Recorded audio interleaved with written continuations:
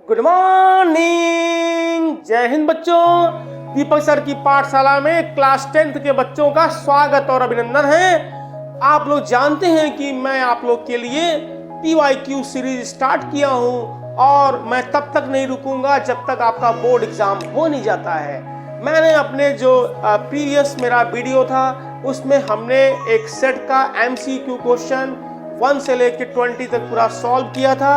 अब ये उसी पेपर का वेरी शॉर्ट क्वेश्चन और शॉर्ट क्वेश्चन और बाकी लॉन्ग क्वेश्चन जो बचे हुए पार्ट हैं उसको मैं लेकर के आया हूँ और मैं आपको एक बहुत ही अच्छा ट्रिक सिखाऊंगा कि आप पेपर को किस तरीके से सॉल्व करोगे तो आपका 80 में 80 मार्क्स आएगा बच्चों। अब चलिए आपके सामने मैं लाता हूँ एक बहुत ही प्यारा और सुंदर क्वेश्चन जो मैं ट्रिग्नोमेट्री से लेकर के आया हूँ। आप जानते हैं जब तक चाट मसाला न पड़े, जब तक चाट में चटनी न पड़े, जब तक चाट में दही न पड़े, चाट का मजा नहीं होता है बच्चों। तो वैसे ही दीपक सर की पाठशाला में ऐसे ही मैथ के क्वेश्चन में मैं आपको चाट की तरह खिलाता रहूंगा और देखिए मैं कैसे बहुत आसान तरीके से मैथ के क्वेश्चन को सॉल्व करता हूं। देखिए अब क्वेश्चन नंबर 21 कहता है if x cos 60 plus y cos 0 plus sin 0 minus cot 45 is equal to 5 then find the value of x plus 2y। अब देखिए इस क्वेश्चन में x plus 2y की वैल्यू फाइंड करनी है। अब हम इसको सॉल्व करते हैं भाई। चलो अब हमारा सॉल्यूशन स्टार्ट होता है। अब हमारा सॉल्यूशन कैसे स्टार्ट होगा देखिए। अब हम आपसे कहेंगे कि आप टाइम वेस्ट मत करिए। ये फर्स्ट लाइन जो लिखा हुआ है इसको पूरा का पूरा आप कॉपी पेस्ट कर दीजिए। ये हो गया x cos 60 और प्लस y cos 0 डिग्री और ये हो गया प्लस साइन 30 डिग्री और इसके बाद है cot 45 डिग्री। जिसको ये सारा वैल्यू याद होगा वो फटाफट इस क्वेश्चन को कर लेगा और जिसको याद नहीं है वो मेरा एक शॉर्ट वीडियो देख ले। उसमें मैंने ट्रिग्नोमेट्रिक टेबल के लिए एक शॉर्ट बनाया है। सब बच्चों को ये याद हो जाएगा उससे।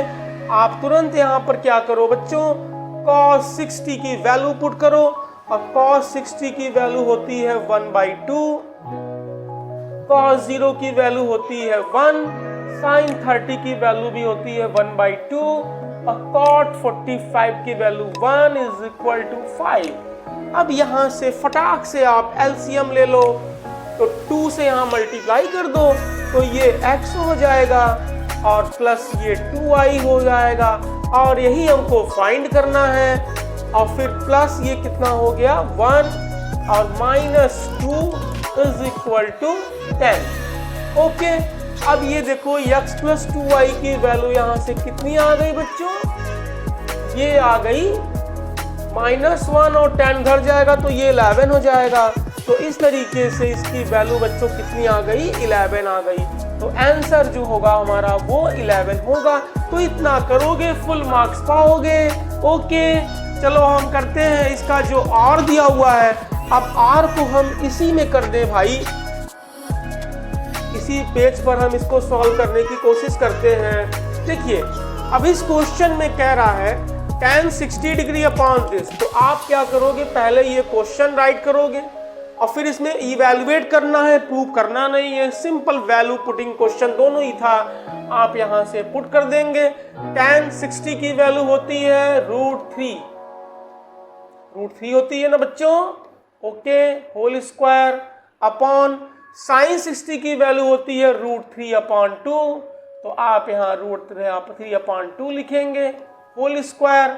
और cos 30, अब cos 30 की वैल्यू भी √3/2 होती है तो ये भी हो गया भाई √3/2। इसका होल स्क्वायर कर दीजिए। नेक्स्ट स्टेप में आंसर ले लीजिए। √3 का स्क्वायर करेंगे। अब जानते हैं कि रूट का अगर स्क्वायर करते हैं तो छतरी उसकी हट जाती है भाई। तो √3 का स्क्वायर करोगे तो ये 3 आ जाएगा और यहाँ पर 3/4 और प्लस 3/4 आएगा और 3/4 करते हैं तो 3/2 आता है और 2 यहाँ जाएगा। 3 कैंसिल और 2 इसका बच्चों आंसर बन जाएगा। देखिए इस तरीके से हमने 2 मार्क्स का क्वेश्चन कर दिया। आप चाहे ये करो चाहे ये करो, दोनों में से एक ही करना था। चलो नेक्स्ट क्वेश्चन चलते हैं। नेक्स्ट क्वेश्चन देखिए आ गया, find the zeros of the polynomial this.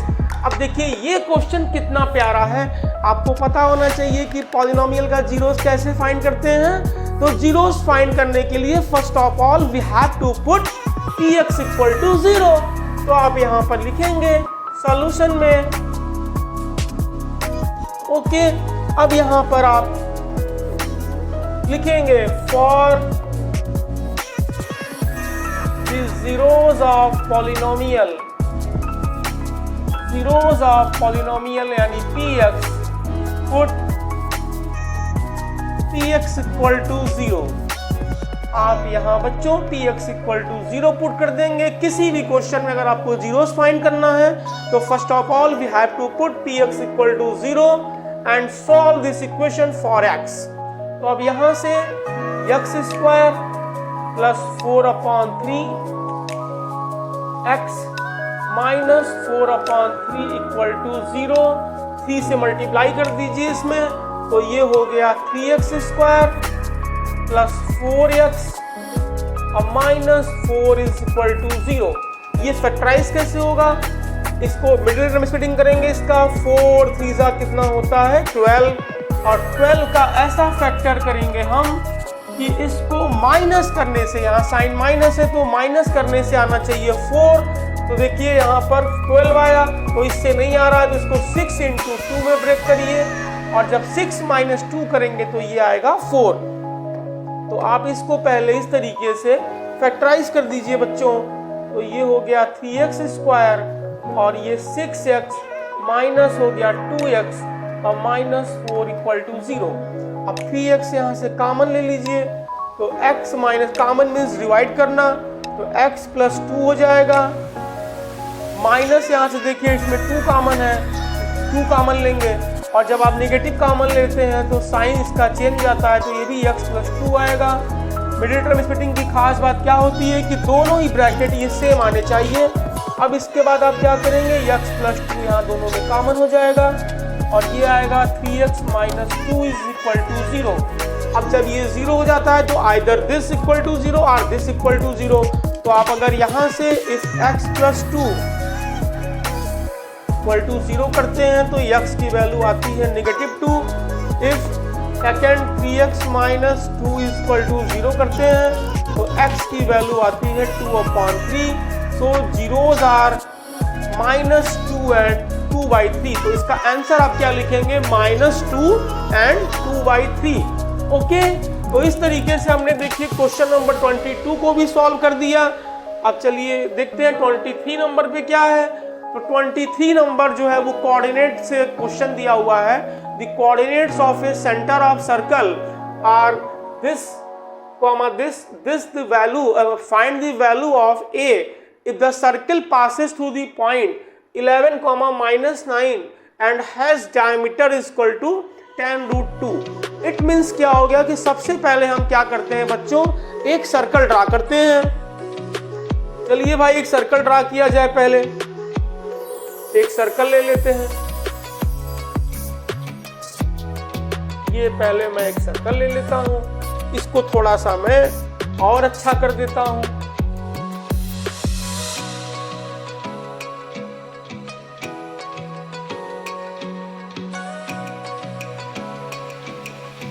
ये हमारा सर्कल बन गया भाई। चलो अब ये सर्कल दिया हुआ है तो सर्कल का सेंटर कितना दिया है, अब सर्कल का सेंटर ले लो, सेंटर कहीं होगा, और सेंटर का कोऑर्डिनेट है यहाँ पर दिया हुआ है, तो सेंटर को सिलेक्ट कर लीजिए। और इसमें कह रहा है कि सर्कल पे कोई पॉइंट है, इस सर्कल पासेस थ्रू 11,9। अब सपोज कर लो यहाँ पर एक पॉइंट दे रखा है और ये है 11,-9। इस पॉइंट को हम P कंसीडर कर लेते हैं। ओके, और सेंटर इसका दिया हुआ है 2a,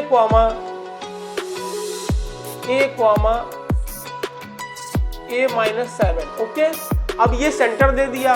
अब इसका डायमीटर दिया हुआ है, तो सॉल्यूशन हम यहाँ से स्टार्ट करते हैं। पहले क्या करेंगे, हम इसका रेडियस फाइंड करेंगे।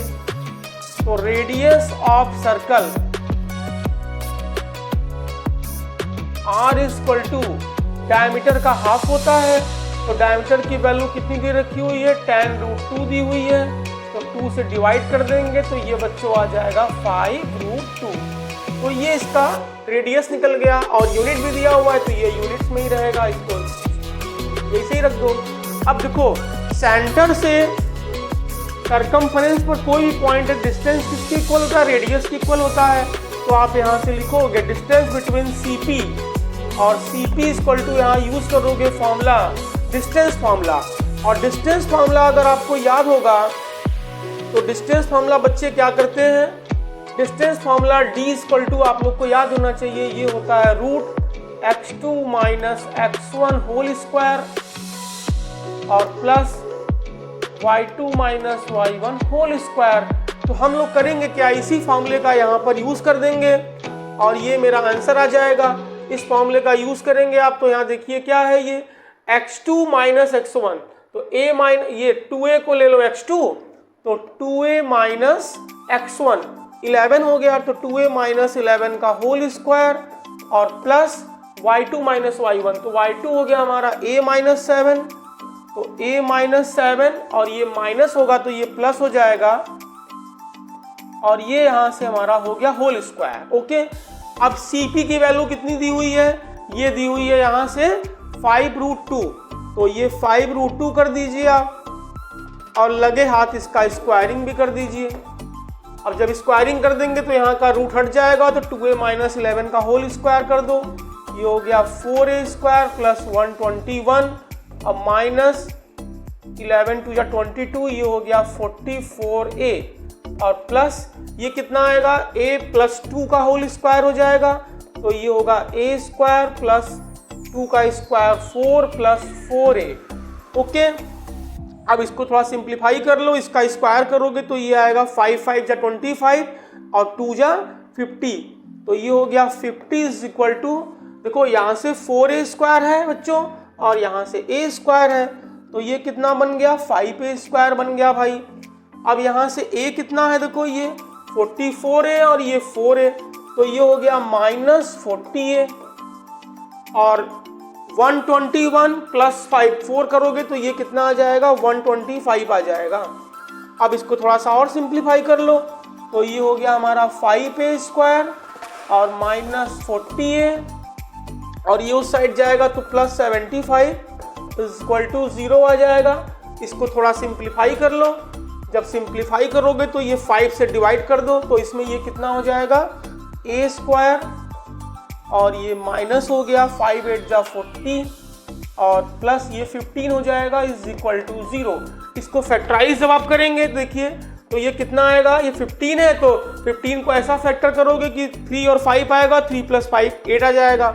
इसको जब आप फैक्टराइज करोगे बच्चों तो ये आएगा a - 3 और ये a - 5 आएगा। ओके, इसको चेक कर सकते हो आप, a² - 3a - 5 पे, तो यहाँ से देखो 2 वैल्यू आएगा, यहाँ डायरेक्ट मैं कर दे रहा हूँ, इफ a - 3 इक्वल टू 0 तो a इक्वल टू 3 और इफ a - 5 इक्वल टू 0 तो a इक्वल टू 5।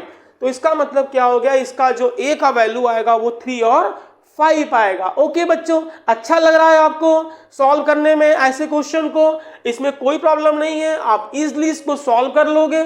यहाँ सिर्फ डिस्टेंस फार्मूला का यूज करना था और थोड़ा सा यहाँ पर यहाँ था कि CP जो होगा वो रेडियस के इक्वल होगा।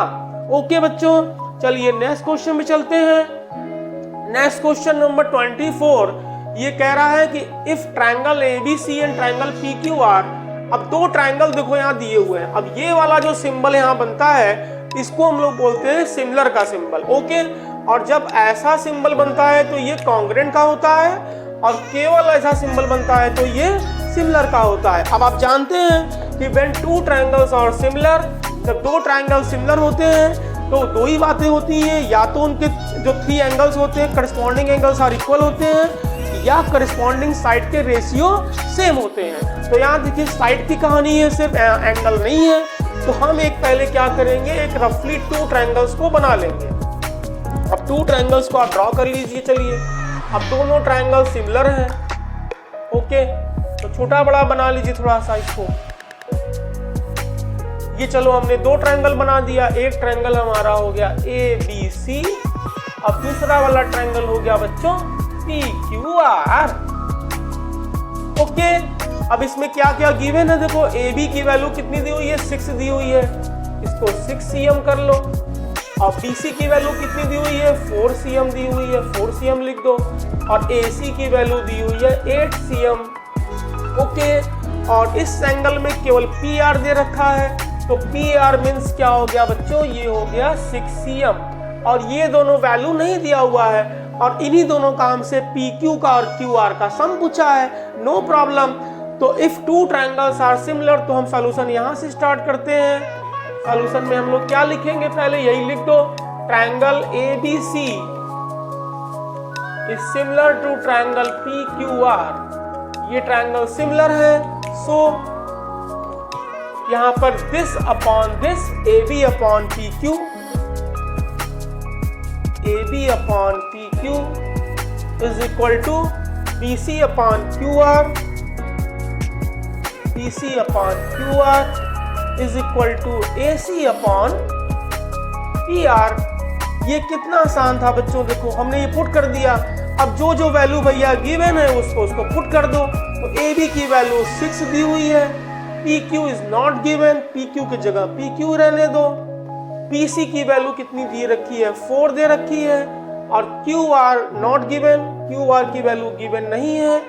अब AC की वैल्यू कितनी दी हुई है, 8 दी हुई है, 8 रख दो भाई।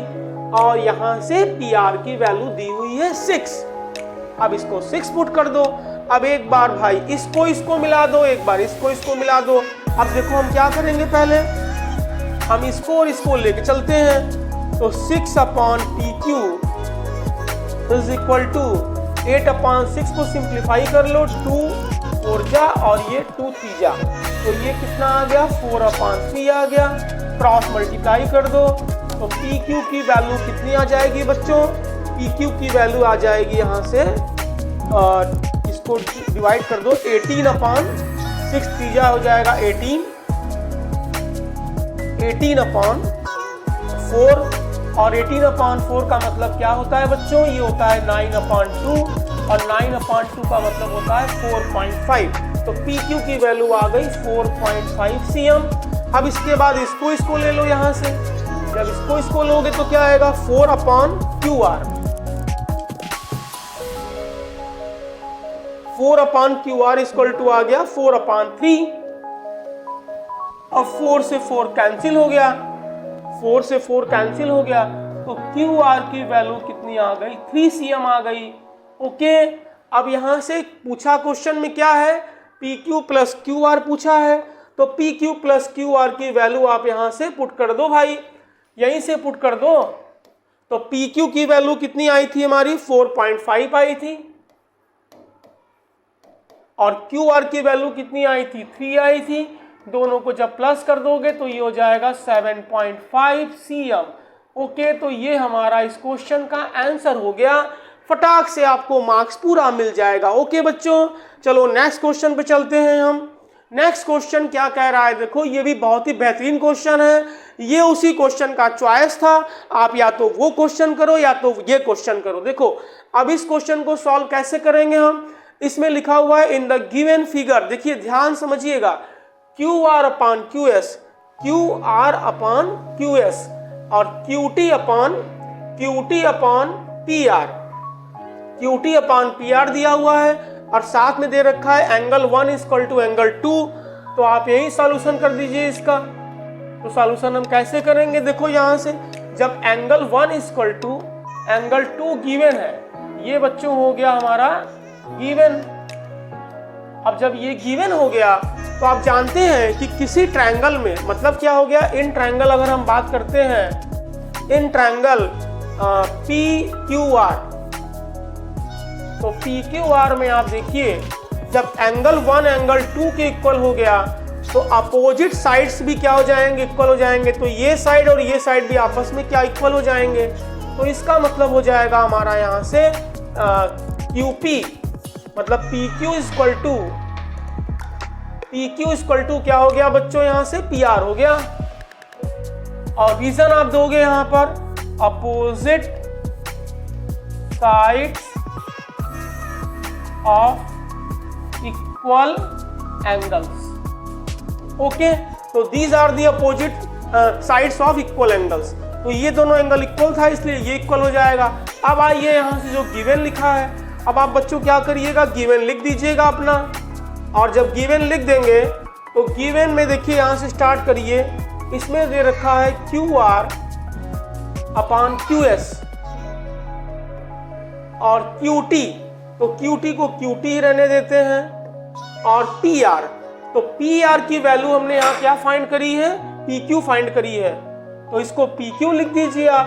अच्छा, अब देखो यहाँ से क्या हो गया, अगर ध्यान से दो तो ट्रायंगल QTR में देखो तो QR यहाँ से यहाँ तक देखो QR upon QS, this upon this equal to QT upon PQ हो गया। एंड और क्या दिया है, एंगल 1 दोनों में कॉमन है, एंगल 1 इज कॉमन। तो इसका मतलब क्या हो गया, सो हम कह सकते हैं कि ये दोनों ट्रायंगल क्या हो जाएंगे, सिमिलर हो जाएंगे। So triangle PQS is similar to triangle PQR। Okay, और रीजन क्या दोगे यहां पर बच्चों, बाई साइड एंगल साइड, तो साइड एंगल साइड सिमिलरिटी से ये दोनों ट्रायंगल क्या हो जाएंगे बच्चों, कॉन्ग्रुएंट हो जाएंगे। इसके बाद तो आप कर ही लोगे भाई। चलो नेक्स्ट क्वेश्चन पे चलते हैं। नेक्स्ट क्वेश्चन देखो, ये क्वेश्चन नंबर 25 बहुत ही बेहतरीन क्वेश्चन है। इसमें कह रहा है कि a person is standing. A person is standing का मतलब क्या हो गया, सपोज कर लो मिस्टर चिंटू है। अब मिस्टर चिंटू कहाँ बैठे हुए हैं, पी पर।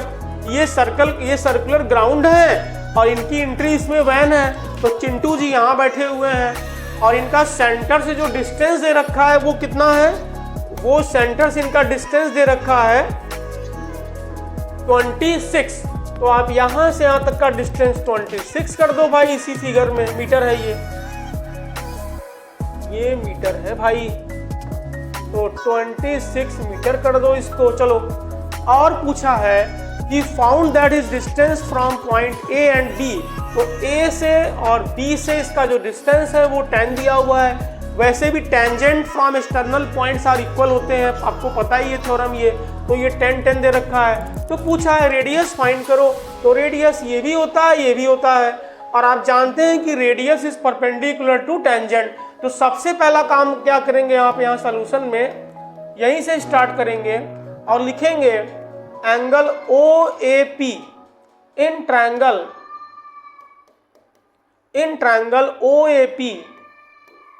OAP में ले लो और लिखो angle OAP is equal to 90 degree. और रीजन आप दे दोगे कि OA इज रेडियस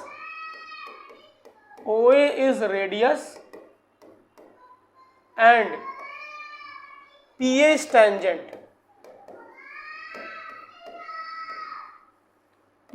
टेंजेंट। और लिखना है यहाँ पर कि OA is perpendicular to PA, ये थ्योरम होता है भाई हमारा। ओके, तो ये एंगल 90 डिग्री हो गया। जब ये 90 हो गया तो यहाँ पाइथागोरस थ्योरम का यूज कर दीजिए, क्योंकि आपको 2 साइड्स यहाँ गिवन है और 1 साइड फाइंड करना है। तो लिखना है यहाँ पर using Pythagoras theorem OP square is the hypotenuse, OP square is equal to OA square plus PA square, और यहाँ लिख देना ब्रैकेट में यूजिंग पाइथागोरस थ्योरम। तो OP की वैल्यू 26 दे रखी है, तो 26 का स्क्वायर हो गया भाई, और OA का मतलब रेडियस हो गया और PA का मतलब 10 हो गया। यहाँ से सिंप्लीफाई कर लो, ये हो जाएगा आपका 676 और ये हो जाएगा 100, इसको इस साइड ले आओ, और ये R स्क्वायर हो गया, तो ये हो गया 576।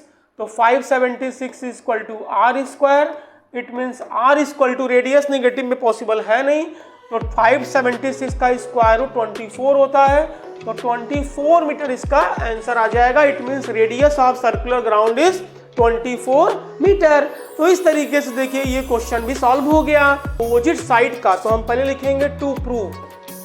तो प्रूव क्या है इस क्वेश्चन में, गिवन आप लिख दीजिए ना बच्चों। टू प्रूव में opposite sides of quadrilateral circumscribing a circle subtend supplementary angles at the centre of circle. इसका मतलब क्या हुआ, जो इसका सेंटर है तो इसको अगर हम इससे ज्वाइन कर दें और इससे ज्वाइन कर दें और इसको यहाँ से ज्वाइन कर दें और इसको यहाँ से ज्वाइन कर दें, तो हमको ये प्रूव करना है this angle plus this angle is equal to 180 degree. ये सेंटर हो गया हमारा। तो टू अपोजिट साइड हम कोई भी ले सकते हैं इसका। तो angle AOP plus angle BOC is equal to 180 degree और angle OAB plus angle OCP is equal to 180 degree. देखो अब इस क्वेश्चन को हम कैसे प्रूव करेंगे। अब हम इस क्वेश्चन को प्रूव कर लेंगे, बहुत ही इजी तरीके से प्रूव करेंगे इसको बच्चों। देखिए अब हम लेंगे इस ट्रायंगल की बात करते हैं प्रूफ। तो प्रूफ में देखिए तो ये एंगल जो होगा, दिस एंगल और दिस एंगल, अगर हम ट्रायंगल OAP की बात करें, इन triangle OAP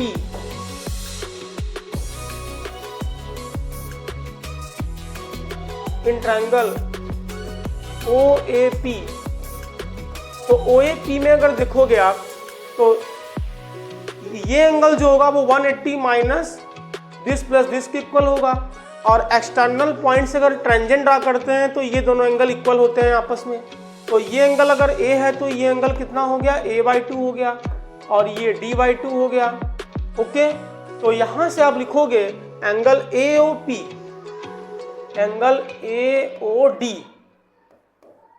AOD equal to आएगा 180 minus half of angle A, तो हाफ को बाहर कर दो तो angle A plus angle D हो गया ये।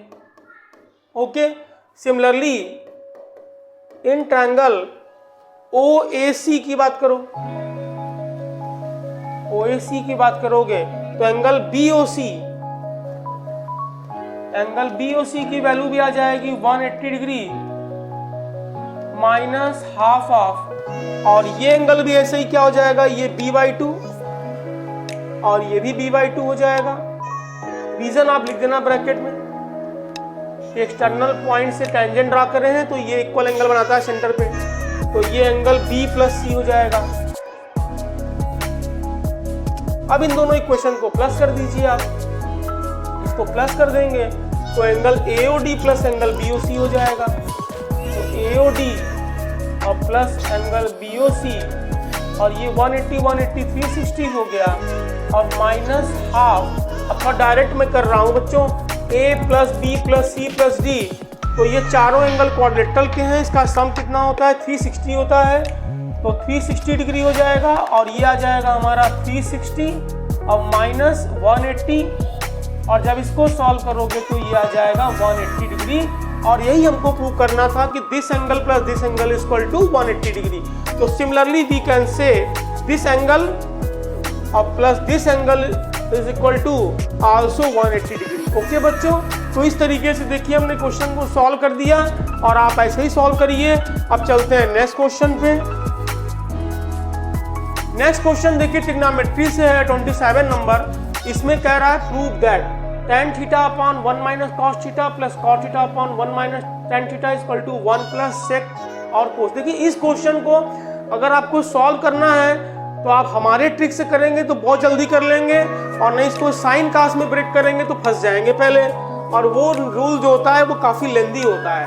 तो सबसे पहले ऐसे क्वेश्चन में आप क्या करेंगे, लिखेंगे लेफ्ट हैंड साइड लिख करके ये क्वेश्चन पूरा उतार देंगे। और फिर हम इसको चेंज करते हैं, देखिए इसको tan को tan नहीं रहने देते हैं और cot को लिखो 1 अपॉन tan थीटा। आप पहले क्वेश्चन लिखिएगा उसके बाद ये लिखिएगा, और cot थीटा की वैल्यू कितनी होती है 1 अपॉन tan थीटा, और ये हो गया 1 माइनस tan थीटा। देखिए कितना इजीली मैं सॉल्व कर लेता हूँ इस क्वेश्चन को। tan यहाँ एलसीएम हो जाएगा तो ये ऊपर जाएगा तो ये tan स्क्वायर थीटा हो जाएगा, और ये हो गया tan थीटा -1 और प्लस ये हो गया बच्चों 1 अपॉन tan थीटा और in bracket 1 minus tan theta.